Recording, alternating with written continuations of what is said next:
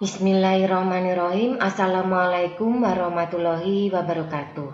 Bertemu lagi dengan saya pada mata kuliah pemrograman web klien 1 untuk kelas TIS 19.2, di mana untuk kelas TIS 19.2 ini kita masuk pada pertemuan yang ke-15. Sebelum perkuliahan ini saya mulai, mungkin akan saya sampaikan sedikit informasi, mengingat sebentar lagi kita akan mengadakan atau melaksanakan ujian akhir semester, maka saya mengharapkan kepada mahasiswa yang belum menyelesaikan tugas-tugas yang diberikan pada pertemuan sebelumnya untuk segera mengumpulkan. Nah, nanti kalau ada yang belum paham bisa langsung japri kepada saya. Kemudian bagi mahasiswa TIS 19.2 yang mungkin juga masih memiliki tanggungan untuk belum melaksanakan ujian tengah semester, maka saya harapkan juga segera diselesaikan, karena harapannya ketika nanti Anda melaksanakan ujian akhir semester, semua tugas ataupun ujian yang dilaksanakan sebelumnya itu sudah harus diselesaikan semuanya. Baiklah, untuk lebih jelasnya maka kita akan masuk pada tema materi untuk sore hari ini, untuk malam hari ini. Jadi di sini kita akan membahas tentang subroutine. Mungkin untuk materi subroutine ini juga pernah Anda dapatkan di perkuliahan yang lain ya. Intinya di pemrograman, karena di beberapa pemrograman yang lain itu juga dibahas tentang subroutine ini. Nah, untuk lebih jelasnya kita melihat dulu pada pengertian dari subroutine atau yang dikenal dengan istilah rutin ini. Pengertiannya merupakan sebuah modul yang berisi kumpulan perintah yang digunakan atau dipanggil untuk mengatasi masalah tertentu. Ya, saya ulangi sekali lagi, dia merupakan modul yang berisi kumpulan perintah ya, yang digunakan atau dipanggil untuk mengatasi masalah tertentu. Kemudian yang kedua, modul dapat dipanggil lebih dari sekali. Jadi selain dia merupakan kumpulan perintah yang dapat dipanggil untuk mengatasi masalah tertentu, dia dapat dipanggil beberapa kali sesuai keinginan kita. Macamnya ada dua, yaitu prosedur dan function.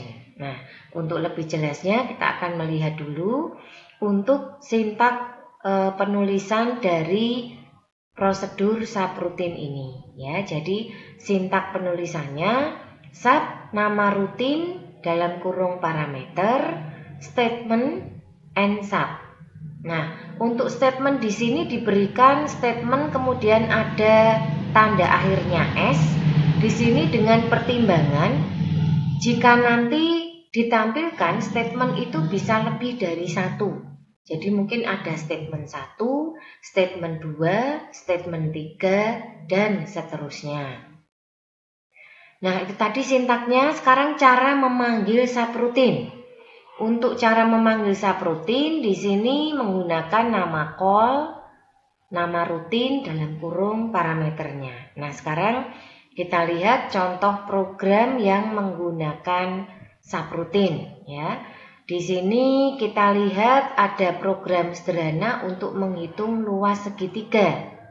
Nama subroutine-nya luas segitiga dalam kurung parameternya A, T. A itu menunjukkan alas, T itu menunjukkan tinggi. Kemudian di bawah ini ada rumus L sama dengan 0,5 atau setengah dikalikan alas dikalikan tinggi. Nah, kemudian di sini ada dokumen .frma.luas.value sama dengan L. Ya, jadi di sini nanti untuk perhitungan luas segitiga itu menggunakan form yang sudah diberi nama FRMA. Kemudian ada lagi sub mulai PA dokumen.frma.alas.value Untuk PT-nya dokumen.frma.tinggi.value. Call luas segitiga, ini berarti sudah mulai memanggil nama subroutinnya. Nsub, script/head. Nah, di sini yang kita tuliskan itu di bagian header ya, masih di head ya. Nah, dilanjutkan oleh script selanjutnya di sini pada bagian body. Form name diberi nama FRMA, berarti ini mulai membuat form. Kemudian ada heading 2 untuk sebuah judul di sini, hitung luas segitiga. Kemudian ada format tabel, berarti nanti form itu dibuat dalam bentuk tabel. Biasanya lebih rapi karena secara kolom dan baris itu lebar atau tingginya kotak atau kolom itu jelas ya. Nah, di sini alas TD input tipe teks name alas size-nya 5. Sebelahnya lagi ada tinggi. Ini ada TR ya, berarti ke bawah ya. Habis alas terus tinggi. Tipenya input. Name-nya untuk input tab-nya itu nanti diberi nama tinggi, size-nya 5. Kemudian di sini ada input tipe button, value-nya hitung, on klik mulai. Nah, berarti kalau kita klik on klik mulai, ini nanti akan mengacu ke rutin yang ini. Dia akan memanggil luas segitiga. Padahal luas segitiga itu rutin yang di atasnya, sehingga nanti akan tercetak yang di sini. Ya. Nah, kemudian di sini luas input type luas. Nah, kalau dijalankan dari hasil program sebelumnya yang dijelaskan tadi, itu tampilannya seperti ini.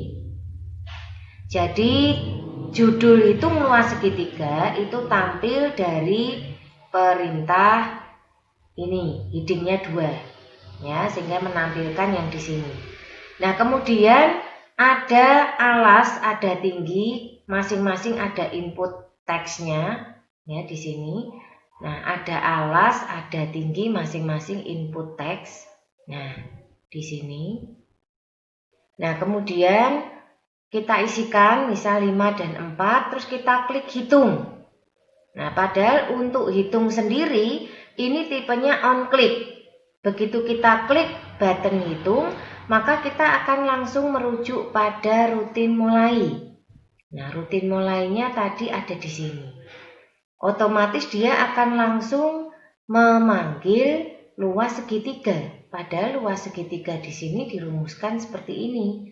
Ya, kita lihat langsung dihitung, masuk otomatis setengah kali alas kali tinggi ketemu 10. Nah, untuk riset sendiri ini dipergunakan untuk mengclearkan tampilan sehingga tampilan itu kosong. Ya, jadi ini kalau kita lihat dari format perhitungan luas segitiga yang dibuat dengan versi tabel. Nah, berikutnya untuk program selanjutnya mungkin kita bisa memodifikasi nanti untuk latihan di rumah. Saya minta Anda tadi ada tugas membuat program sederhana menghitung apa ini tadi luas persegi panjang sama lingkaran. Ya, kalau untuk persegi panjang kan panjang kali lebar begitu ya. Kalau lingkaran 3,14 ya, PR kuadrat ya untuk luas lingkarannya. Nah, itu nanti silahkan dipakai bisa untuk latihan. Nah, ini adalah program sederhana dari subroutine di mana kalau kita perhatikan untuk pemakaian subroutine di sini ini adalah contoh penggunaan modul yang berisi kumpulan perintah yang bisa untuk mengatasi masalah tertentu dan bisa dipanggil beberapa kali. Ya. Nah, berikutnya kita bisa melihat di sini bahwa untuk contohnya itu ada prosedur, ada function. Bagaimana kalau untuk contoh yang function? Untuk contoh yang function di sini, kalau kita lihat itu contoh ini tuh function biasanya. Kalau subroutine itu lebih ke arah menampilkan teks ya. Jadi katakanlah value untuk alas, value untuk tinggi berapa. Nah, itu kita menggunakan subroutine, sedangkan function itu lebih ke arah rumus. Nah, ini perbedaan dari penggunaan prosedur dan function tadi. Nah, kalau kita lihat di sini bahwa untuk fungsi penggunaan subroutine ini itu kapan digunakan ya. Jadi ini kita bisa melihat bahwa kadang-kadang pada saat kita membuat sebuah program itu ada beberapa perintah yang diminta untuk ditampilkan lagi, dipanggil kembali. Nah, untuk memudahkan biar kita tidak membuat program berkali-kali yang sama, dalam tanda petik ya, program yang sama yang dibuat lagi, akan lebih baik kalau itu langsung kita bikin subroutine atau function tadi. Nah, mungkin yang perlu dibedakan di sini, untuk subroutine itu lebih ke arah menampilkan teks, sentence, kalimat. Jadi misalkan kita ingin menampilkan kalimat yang ditampilkan berulang-ulang. Mungkin kita ingin menampilkan sebuah format style tampilan garis yang tadinya ada garis lurus, kemudian ada yang bentuknya mungkin titik-titik, begitu ya. Ini mau kita panggil beberapa kali menggunakan subroutine tidak masalah. Tetapi kalau untuk function itu lebih mengarah kepada rumus. Jadi di sini rumus yang dilihat ya, rumus yang dilihat itu ya contohnya seperti tadi yang dicontohkan segitiga tadi, setengah alas kali tinggi. Yang penting untuk rumus itu tetap bisa terbaca, menyesuaikan dengan format perintah yang ada di pemrograman web client 1 ini, sehingga ketika dijalankan tidak akan menemui banyak kendala. Nah, kalau tadi misalkan kita diminta membuat program sederhana untuk persegi panjang, maka bisa saya contohkan di sini, ini diganti menjadi persegi panjang ya, kemudian panjang, koma, lebar, berarti P, L. Kemudian luas sama dengan P dikalikan dengan L. Kemudian dokumen.frma luas value L and sub. Kemudian sub mulai dokumen.frma.alas.value ini diganti dengan panjang, ini diganti dengan lebar. Kemudian call luas persegi panjang dalam kurung PP, PL. PP itu untuk panjang, PL itu untuk lebar. And sub ini di bagian headnya. Nah, kemudian nanti di bagian body ini tinggal kita ganti hitung luas persegi panjang. Kemudian kita masukkan panjang seperti itu ya. Ini masih sama, name-nya panjang. Kemudian lebar, ini untuk mengganti tinggi. Name-nya juga lebar. Kemudian button-nya ini sama persis saja, tidak usah diganti juga boleh. Karena toh fungsinya sama, yaitu untuk melakukan perhitungan. Dengan catatan di bagian depan ini tadi sudah kita lakukan perubahan, yaitu luas sama dengan panjang dikali lebar, atau P dikalikan dengan L. Nah, sehingga ketika di sini kita langsung menggunakan ini saja tidak ada masalah, tidak usah diganti. Nah, kemudian luas ini juga sama, tidak perlu diganti, tr/html. Nanti kalau dijalankan yang tampil itu menjadi hitung luas persegi panjang, ini menjadi panjang, ini menjadi lebar, ininya masih sama. Seandainya saya masukkan angka yang sama di sini, maka hasil luas yang ditampilkan adalah 20 karena rumus daripada luas persegi panjang adalah panjang dikalikan lebar. Sementara kita isikan untuk panjangnya itu 5, lebarnya itu 4. Seperti itu. Nah, ini tadi untuk contoh sederhana yang menggunakan perhitungan luas persegi panjang. Saya kira cukup mudah untuk dikerjakan di rumah ya, karena kalau tidak praktek itu ya tidak bisa diharapkan nanti Anda mampu atau bisa menjawab kalau diminta untuk membuat program ya, karena perkuliahan kita ini adalah praktikum, akan lebih baik kalau Anda tetap menjalankan praktikum di rumah. Baiklah, Mungkin saya akan membahas sedikit untuk masalah kelas TIS 19+2 ini ya. Jadi untuk beberapa materi yang dari pertemuan pertama sampai sekarang itu saya selalu letakkan atau share di Classroom, di bagian forum. Apakah itu dalam bentuk video materi ataukah dalam bentuk PPT atau PowerPoint. Jadi Anda tinggal mengklik saja linknya seperti yang sudah saya bagikan di Classroom. Nah, kemudian untuk tugas sendiri dari kelas TIS 19+2 ini, kalau saya lihat itu memang dari sisi pengumpulan tugas begitu ya. Ini agak ini ya, istilahnya lambat begitu. Entah karena memang kurang memperhatikan atau mungkin terlalu sibuk ya, terlalu sibuk dengan pekerjaan sehingga untuk waktu menjawab itu menjadi agak susah ya. Jadi kalau saya lihat dari tugas-tugas yang diberikan ini hampir tidak pernah mengumpulkan ya, kecuali yang tugas loop ini sudah ada kemajuan, ada yang mengumpulkan di sini. Nah, otomatis dari sisi nilai sendiri ya, dari sisi nilai sendiri ini ada beberapa yang memang mohon maaf ini tidak bisa diisi nilainya karena memang tidak aktif ya. Jadi harapan saya untuk kelas TIS 19+2 ini itu lebih aktif lagi untuk absen, satu lewat Siakat, yang kedua aktif untuk menjawab kuis yang diberikan lewat YouTube channel.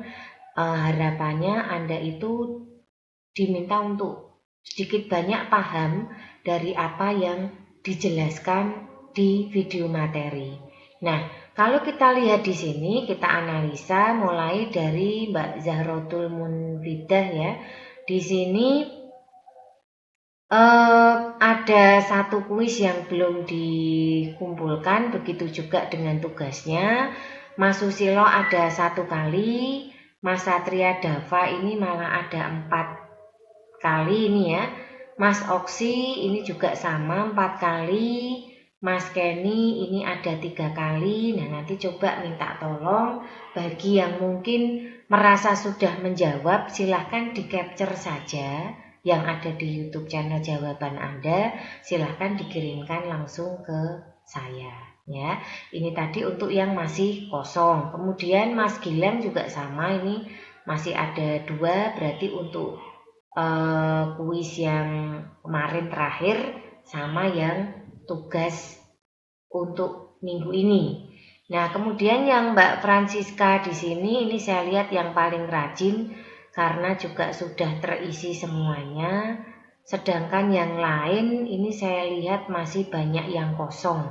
Jadi mohon maaf untuk beberapa nama yang memang masih kosong ini untuk segera melengkapi nilai-nilai yang ada di Classroom ya. Jadi nanti kalau misalkan kita sudah ujian akhir, ini kan dibagi semua, itu Anda tidak kaget ya, karena saya kayaknya nggak pernah masuk kok ya nggak dapat nilai. Itu betul ya, tapi kalau yang masuk terus tapi nggak dapat nilai ya, ini nanti bisa dicek di bagian Classroom-nya ini. Karena keaktifan Anda dalam mengikuti perkuliahan itu juga masuk dalam kategori penilaian begitu.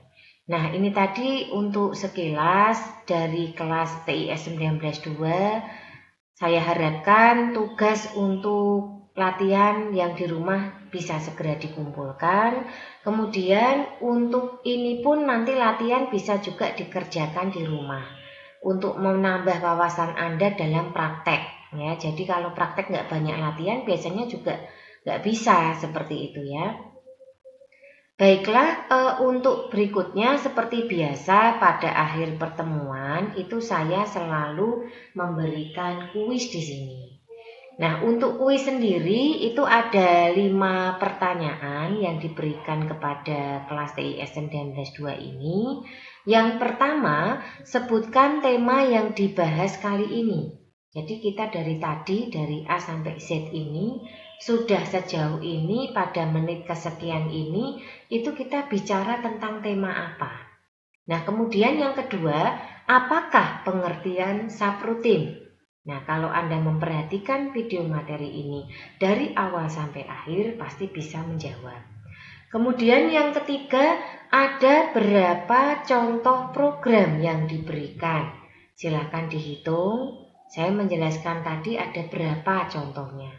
Kemudian membahas tentang apa contoh program tadi.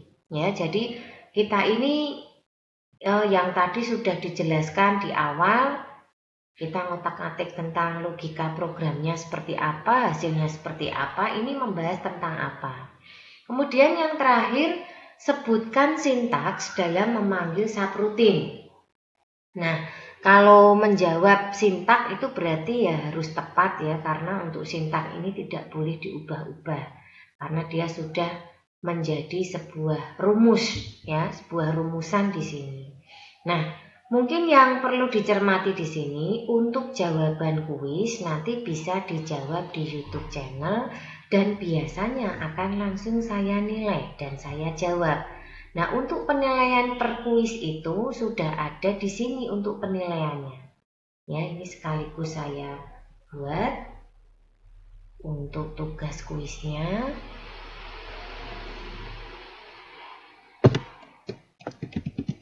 Kuis subrutin ya.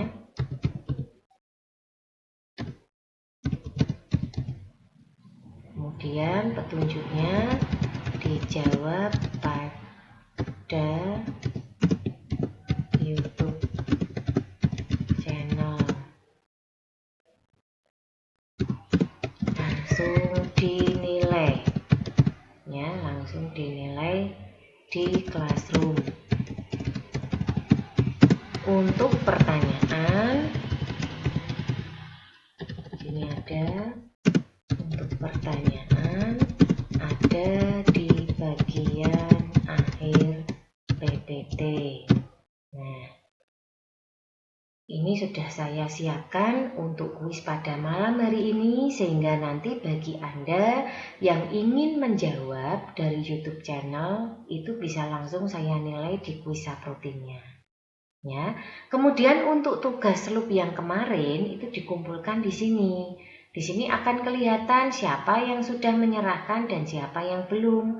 Untuk cek bisa klik di bagian ini. Ya, jadi ini yang bisa saya infokan kepada Anda karena tadi ada juga yang merasa sudah mengirimkan tapi ternyata belum saya terima. Nah, ini juga terdetek di sini. Jadi Anda tidak perlu khawatir untuk tidak terdeteksi di sini. Kecuali memang nama Anda itu berbeda. Nama yang Anda gunakan, email yang Anda gunakan itu lain. Jadi mohon maaf untuk pemberian nama di Classroom usahakan menggunakan nama asli Anda masing-masing. Jangan gunakan email orang lain ya. Kemudian yang kedua, selalu masukkan tugas itu tepat waktu. Ya, usahakan itu karena itu juga termasuk dalam penilaian ya. Bagaimana Anda bisa menjalankan tugas kemudian mengumpulkan tepat waktu, ini penting sekali. Nah, mungkin yang bisa kita lihat di sini bahwa untuk pemrograman web client 1 di sini yang kita pelajari untuk penggunaan subrutin ya, itu yang cukup penting tadi, itu juga ada fungsi lain lagi. Nah, untuk latihan loop yang kemarin sempat menjadi tugasnya, itu saya tunjukkan sekali lagi, mungkin ada yang lupa tugasnya yang mana ya Bu ya, mungkin ada yang lupa di sini. Nah, ini tugas 1 dan yang ini tugas 2. Silahkan dipilih salah satu, tidak membuat semua ya. Nah, di sini Buat skrip yang dapat menampilkan angka dari 1 sampai dengan 7 dengan ukuran font dari kecil ke besar seperti pada gambar. Gambar tampilan hasil akhirnya itu seperti ini.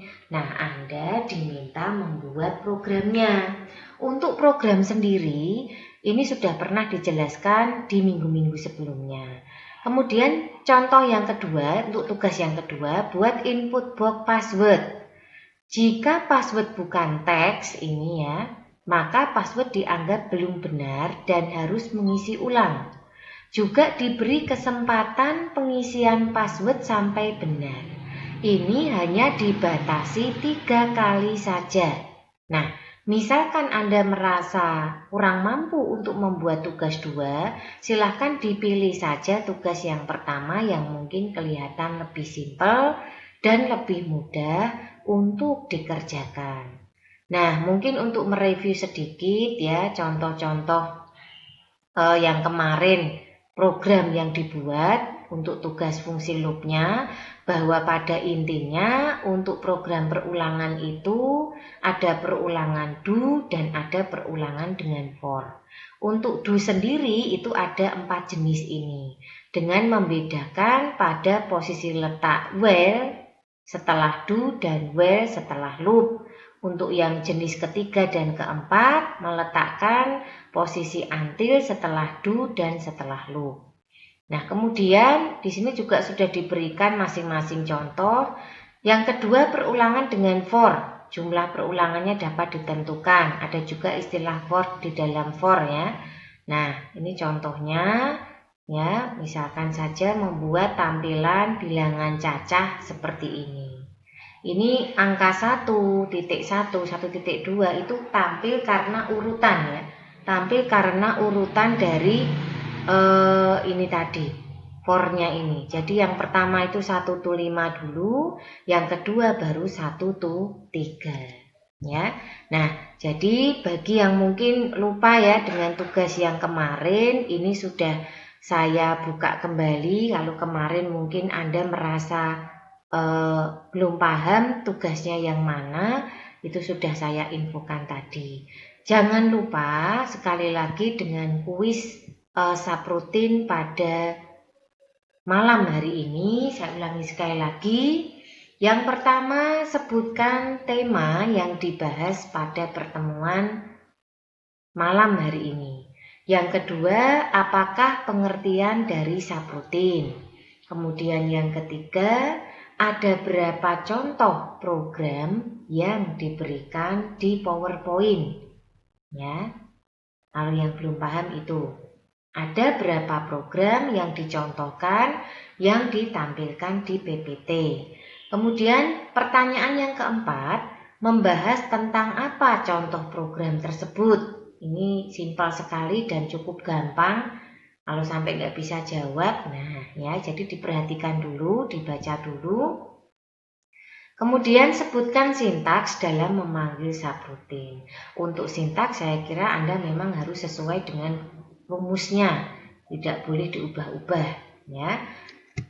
Kira-kira itu saja untuk mata kuliah pemrograman web klien 1. Intinya yang perlu saya ingatkan di sini sekali lagi, saya akan membuat kesimpulan untuk pertemuan pada malam hari ini. Jadi tema kita itu adalah membahas tentang subrutin, di mana subrutin ini biasanya dipergunakan untuk menyelesaikan sebuah masalah ketika kita membutuhkan menampilkan beberapa tampilan yang harus ditampilkan secara berulang ya. Nah, di sini untuk jenisnya sendiri itu ada 2, tadi ada prosedur dan ada function untuk penggunaan subrutin. Dan penggunaan subrutin di sini ini cukup sering kita pergunakan, misalkan kita ingin menampilkan sebuah teks atau sebuah kalimat, ataukah sebuah gambar, ataukah sebuah simbol yang ingin ditampilkan secara berulang. Kemudian alternatif lain, subrutin ini juga bisa dipergunakan untuk menampilkan rumus di mana isi variabel atau parameter di dalam rumus tersebut itu juga bisa diubah-ubah sehingga hasilnya ketika nanti tampil di browser itu pun juga bisa berubah. Ya, itu tadi dari yang kesimpulan untuk subrutin tema kita pada malam hari ini. Sebelum saya tutup, sekali lagi saya ingatkan kepada seluruh mahasiswa TIS 192 yang belum mengumpulkan atau melengkapi tugas-tugas mulai dari tugas latihan ataupun kuis, maka segera saja diselesaikan. Dan batas waktunya maksimal adalah sebelum ujian akhir. Kira-kira itu saja yang bisa saya sampaikan pada malam hari ini. Mohon maaf bila dalam pelaksanaan ada hal yang kurang berkenan. Wassalamualaikum warahmatullahi wabarakatuh.